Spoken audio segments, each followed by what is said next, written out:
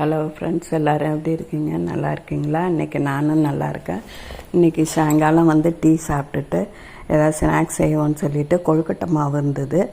அது லைட்டாக வறுத்துக்கிட்டு எடுத்து வச்சுக்கிட்டேன். அதில் கொஞ்சோண்டு சால்ட்டு போட்டு ஒரு கப்புக்கு 1.5 கப்பு தண்ணி வச்சு அதில் கொஞ்சம் நெய்யை போட்டு கொதிக்கட்டோன்னு அதில் எடுத்து ஊற்றி பிசைஞ்சிக்கிட்டேன்.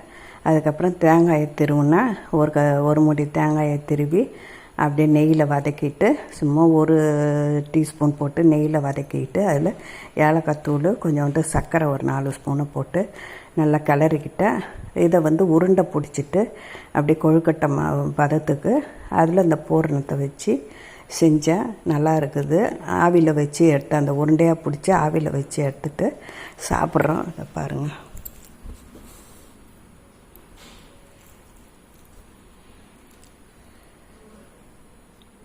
உள்ளே தேங்காய், சர்க்கரை, ஏலக்காய் 3 கலந்தது.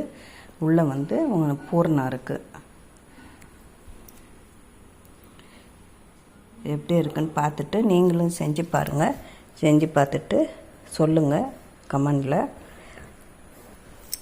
பார்த்துட்டு எப்படி இருக்குன்னு சொல்லுங்கள் கமெண்ட் பாக்ஸில்.